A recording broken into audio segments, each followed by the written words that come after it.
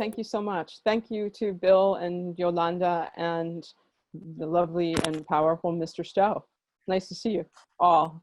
I'm jumping into a conversation with two people that I have great appreciation for and haven't actually met in person yet. So this will be exciting. Tomas Diez, who is the co-founder of Fab Lab Barcelona and is also the creator of a concept I want to really explore with all of us today, what he refers to as a Fab citizen. And Arthur Brock, who's the co-founder of HoloChain, which is a peer-to-peer, non-blockchain based network. I mean, I guess I have a lot of ideas about what it is, having played with it a bit, but we'll dig in as we explore really decentralized production and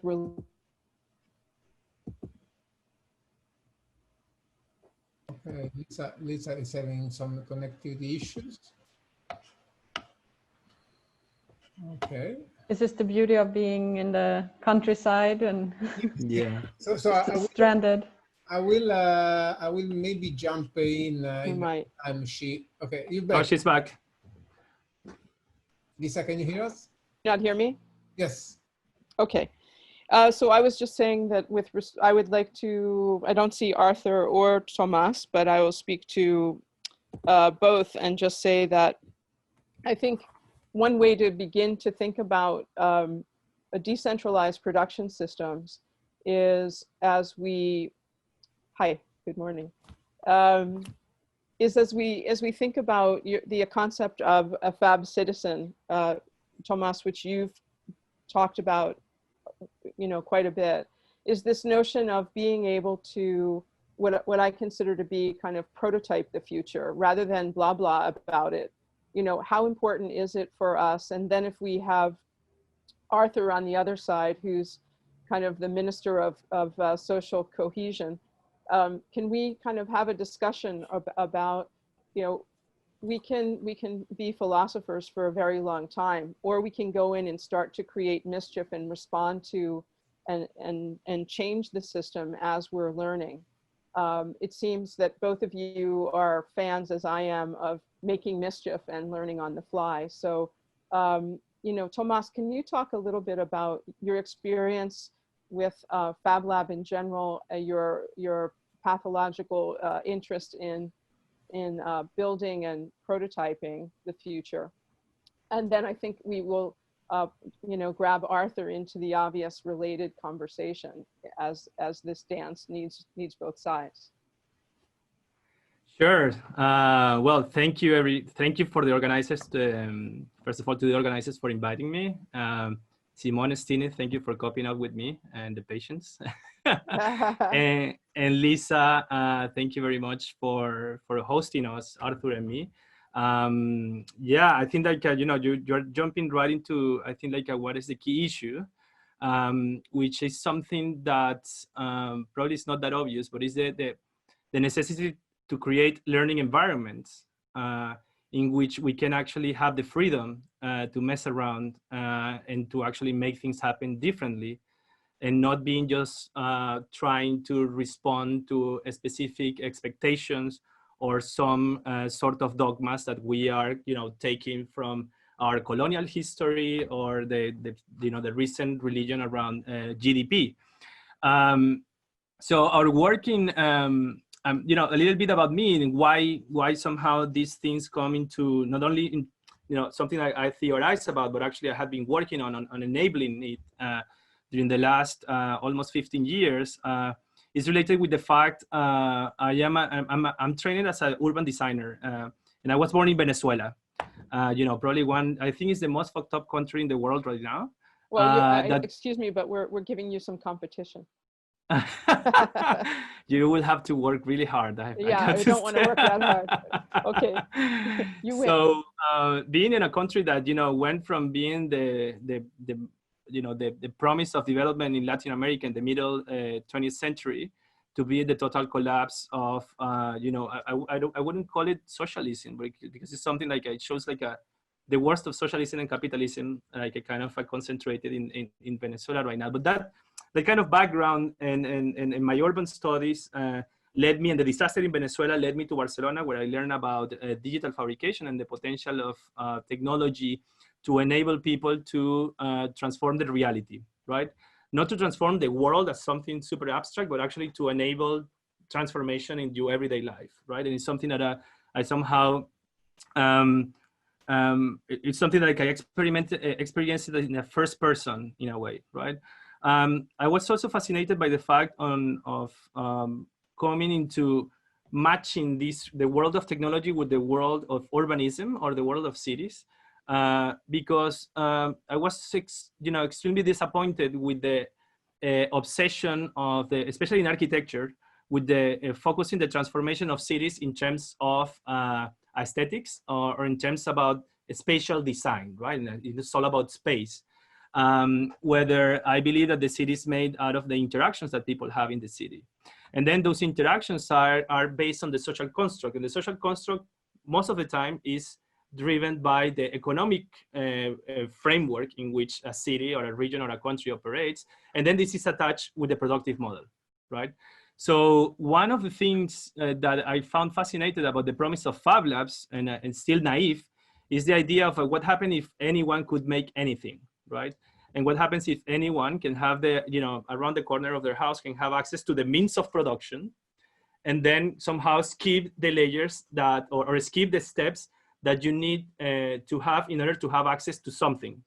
It means that instead of me going to a boring education system, to have a job that I hate, to get some money invested by someone, and then to buy the things that I believe I need, what happens if you can straightforward jump into making the things that you need?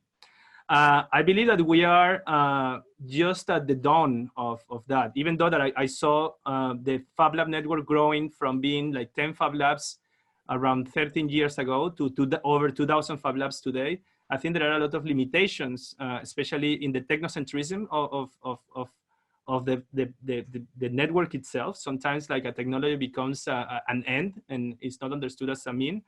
But I believe that we are in a moment in which there's a really interesting challenge for us, and I'm talking for us as a network, in which we have to prove, and I think there has been some small examples, but we have to prove that we are actually useful for something. And this is not just like a spaces for glorification of technology and self-realization to prove that I can program this circuit board or I can make this big thing and so on. So yes, I'm interested in creating the learning environments in order to make things happen, and not only a learning environment as a classroom or as a laboratory, but actually how the city becomes that learning environment.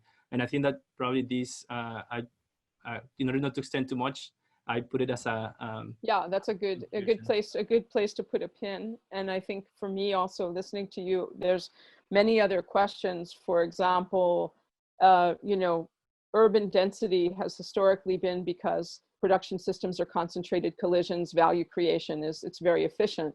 With the pandemic and the sort of systems and platforms that we have at our hands, we're at an interesting moment in time in terms of also how we think about that in the future of cities and communities.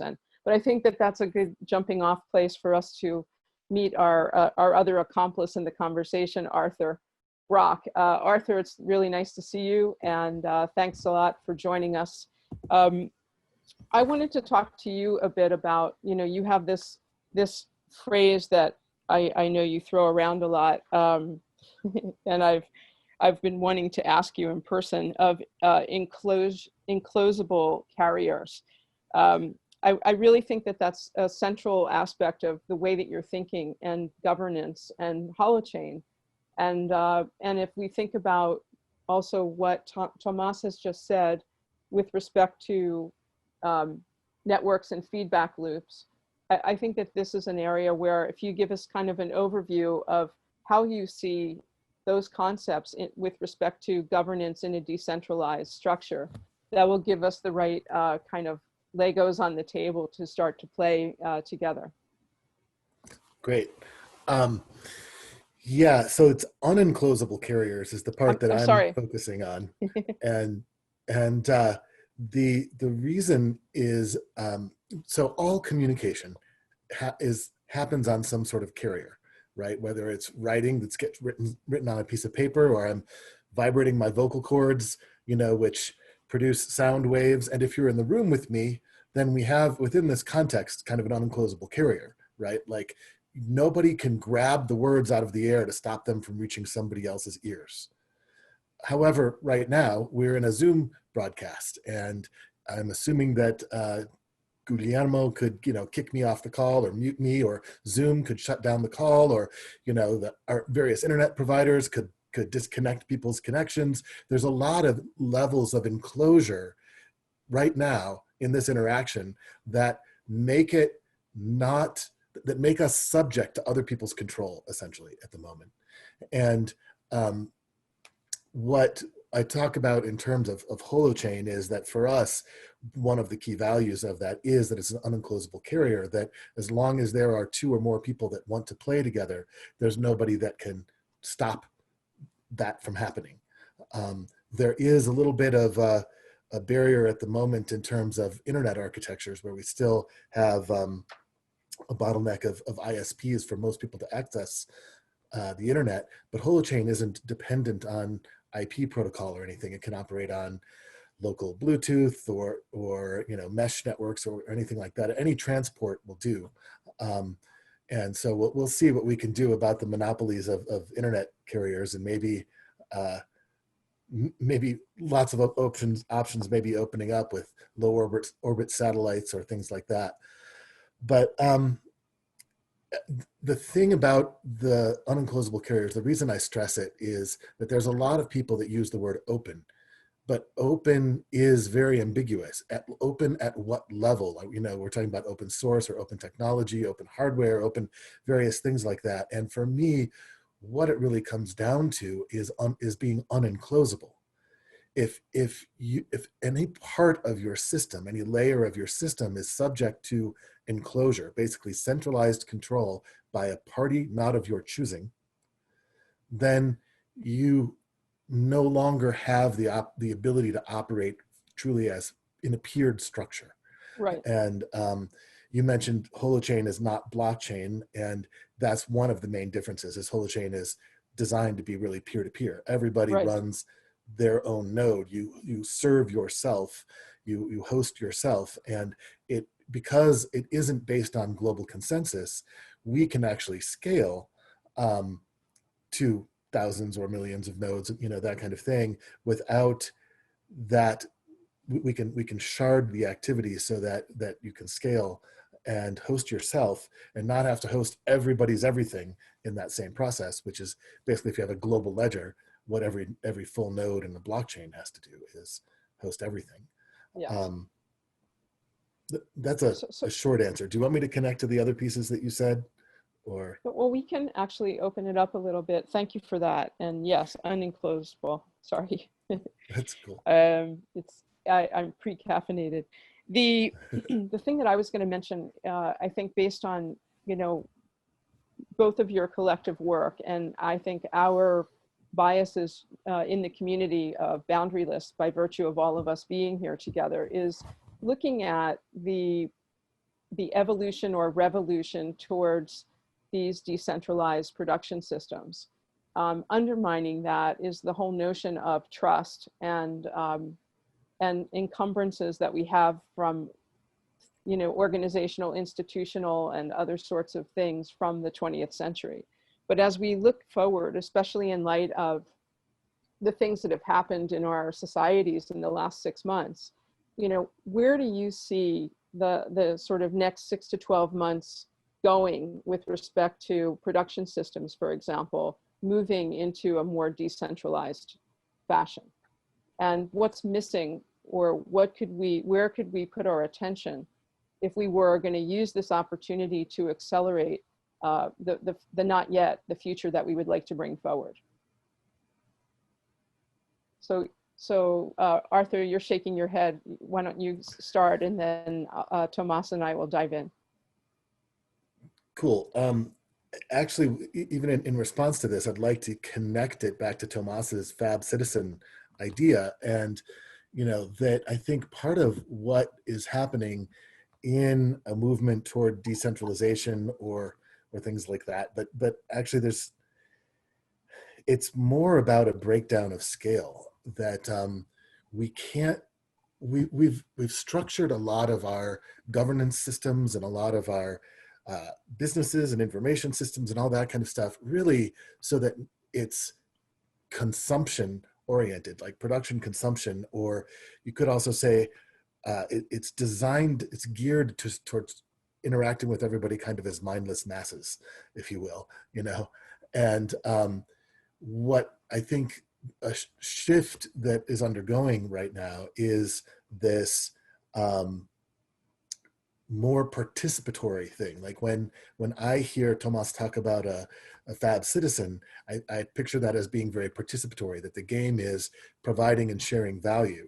And I see that being the direction that things are going in education, that things are going in technology, that things are going in the economy, that, you know, that we are moving toward more participation, more participatory fabric on all layers, and that some coordinative technology like the internet or unenclosable carriers actually makes it possible to have this operate at any scale.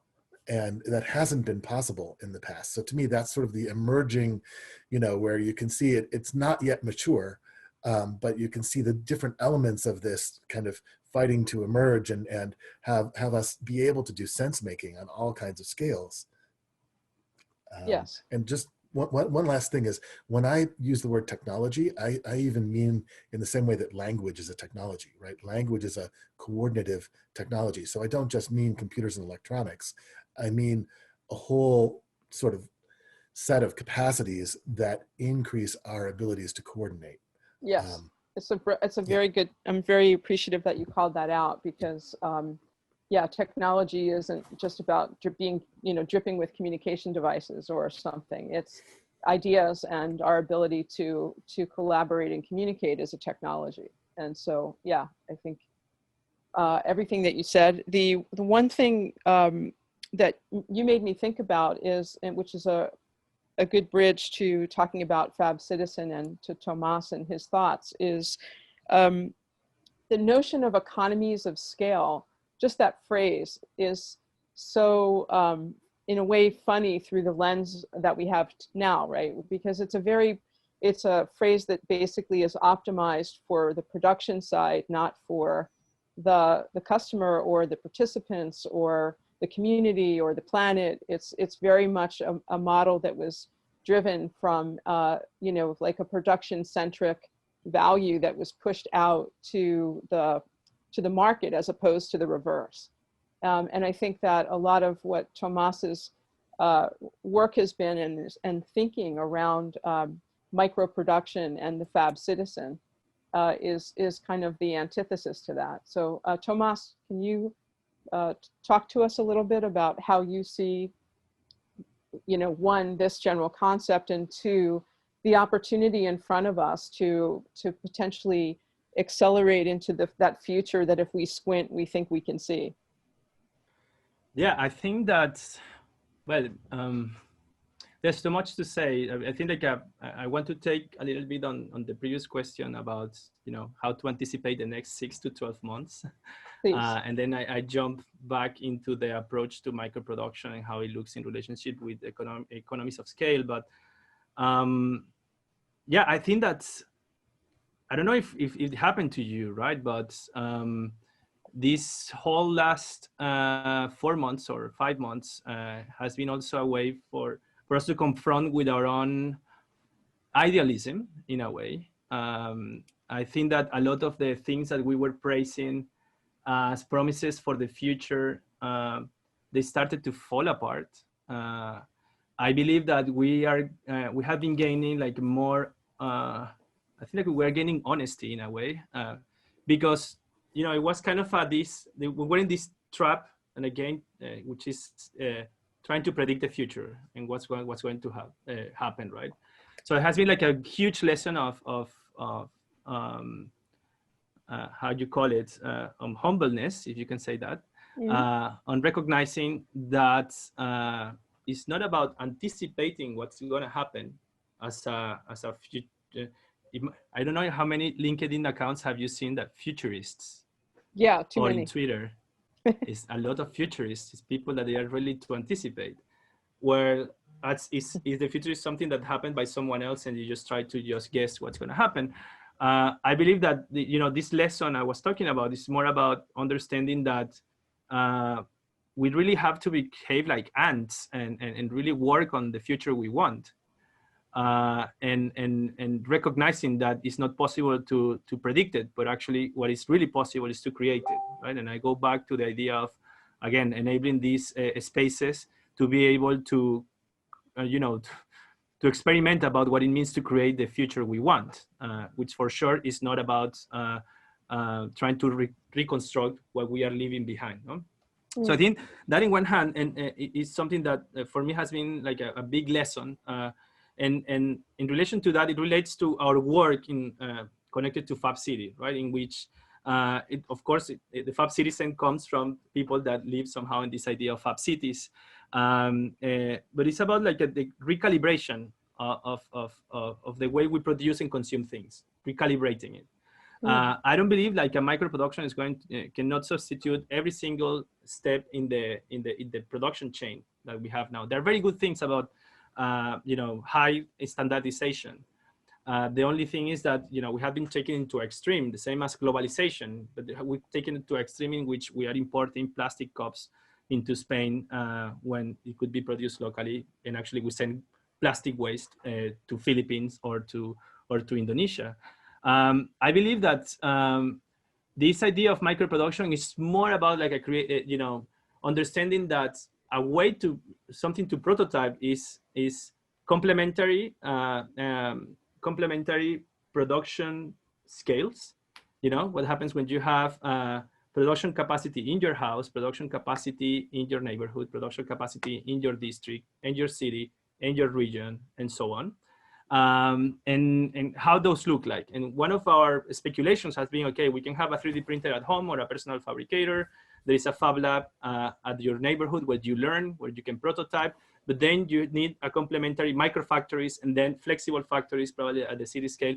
And then the key question here is like where goes where and when.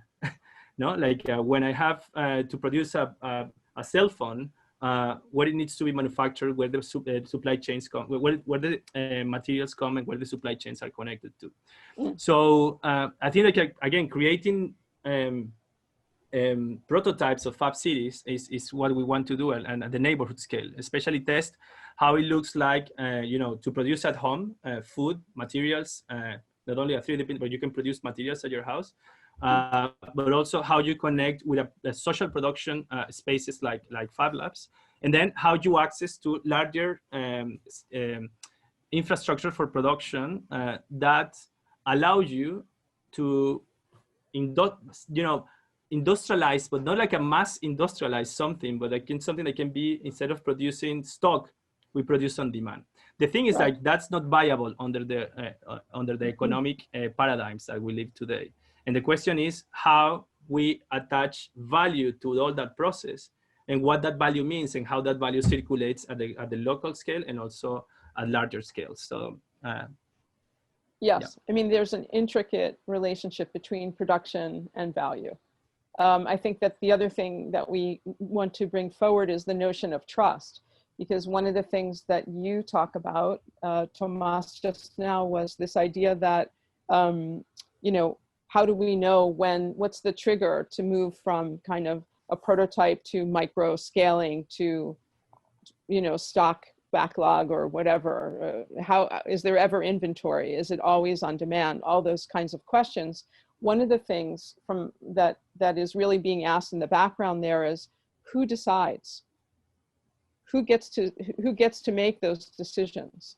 Is it the community? Is it, what's the governance model? And I think that, that's one of the areas where if I think about holochain and a lot of what we'll be talking later today with Michelle Bowens as well, the whole business of consensual connections and social cohesion and trust is really kind of being brought into question when we start to look at the shaking and breaking of our existing production models. And in fact, what we're seeing, and certainly, you know, as you said, the last 5 months has highlighted our vulnerabilities individually, but also as communities and countries and systems, that the institutions are kind of breaking by themselves. And the opportunity is to Velcro them back together or to accelerate something else. And so in that question of the sort of what would we intend? Like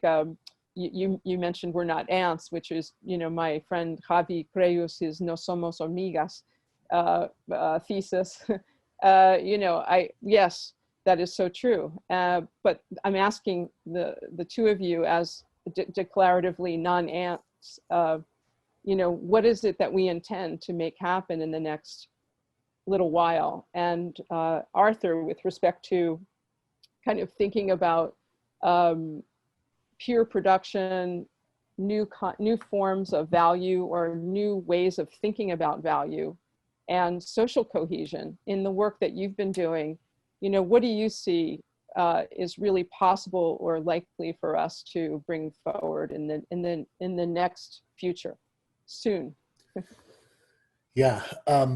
Well, I want to connect that question with what you were just saying about trust as well, and differentiate just a little bit, because we were talking about micro production, and I think part of what the way we've designed a number of transactional systems on Holochain is with micro trust, right? So in the blockchain movement, there's a leaning toward trustlessness, you know, and part of what that's trying to say is, again, that is sort of that unenclosable thing, is that you're not reliant on a centralized third party, but it gets taken to other extremes, kind of like where you try to build smart contracts to force a payment to happen if a condition is met, you know, but you can't encode all possible circumstances in the real world in a smart contract, right? We have a fundamental Gödel's incompleteness problem here, that you can't actually model that all of the things that might happen in a transaction. And so part of what we do is structure things more on a microtrust basis. So like in our hosting currency that runs the Holo network, Holo Fuel on top of Holochain, we run this peer hosting network for being able to serve Holochain applications to people who are not hosting themselves. So remember I mentioned Holochain's designed to be peer-to-peer, you self-host, but if you're not self-hosting and you want to be able to go to a web address and basically interact with a Holochain application, then it means somebody else has to carry your load for you. And then we have a currency to pay some people for doing that kind of peer hosting. And, but the person who pays is the application provider. So if you're running I don't know, a Slack-like app or an Airbnb-like app, or, you know, a wiki or something like that, there's a group that is sort of paying the bill on that, just like they would normally be paying Amazon or some other kind of cloud hosting platform. You're now paying a peer hosting network. And the hosts only have to take very small risks. So they can say, I'll you know, accumulate up to $1 worth of hosting and then basically bill you at that time, or I'll bill each day, or I'll, you know, so you're not sticking your neck out very far. You haven't provided a whole lot of value. And then if you don't get paid when you invoice for that $1 worth of hosting or that day's worth of hosting, you know, then you don't have to continue hosting. You don't have to continue to take a risk, but there is a little bit of trust happening in the system. And then you can actually kind of progressively develop that. And for me, this connects back to your question about governance and who says and all that kind of thing. And for me, the more we can build we can build better feedback loops into a system where you can take small risks toward building relationship, toward supporting each other, toward a little bit of trust, and then build on that, then it gives people the ability to self-steer. And it isn't about centralized decision-making about that, about who's gonna host, you know, the app. Each host can choose. And based on their own experiences, if they have bad experiences of payment problems with somebody, then pretty soon no hosts are going to be willing to host them. and they will have sort of weeded themselves out of this peer hosting market. So it's like a self-cleaning reputation. And in fact, it really mirrors the way we ideally grant trust anyway, right? Which is fundamentally, we grant trust if either because like a good friend of mine tells me that this person, so it's a referral and the recommendation and the reputation comes through a trusted collision. Or, you know, the other thing that all of our discussion is bringing it to the surface for me is this notion of brands.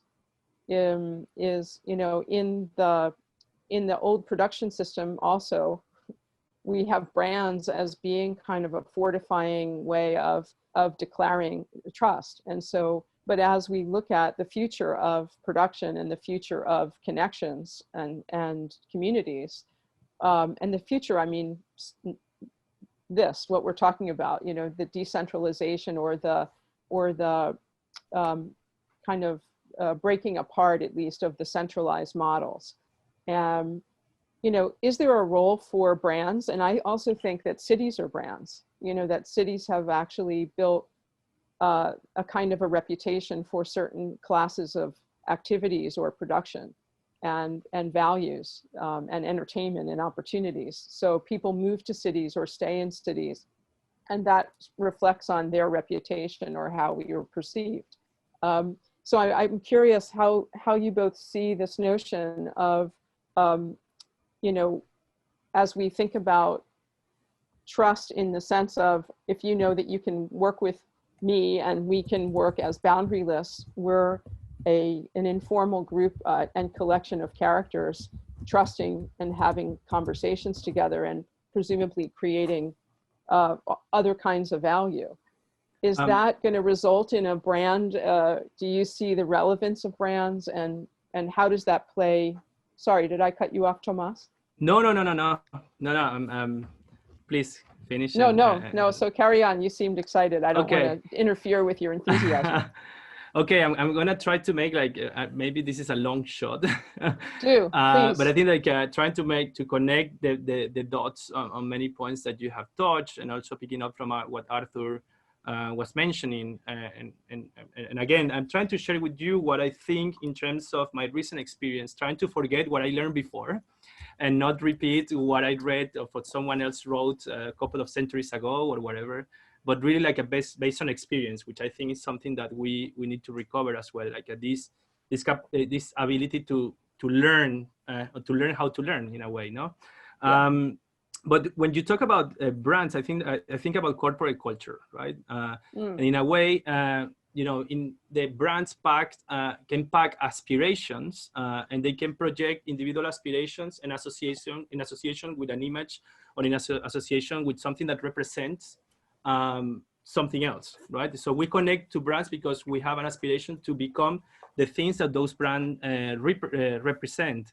And that's corporate culture in a way, something like this abstract creation that has a lot of promises to deliver, and we buy those promises, and then we join this aspirational idea.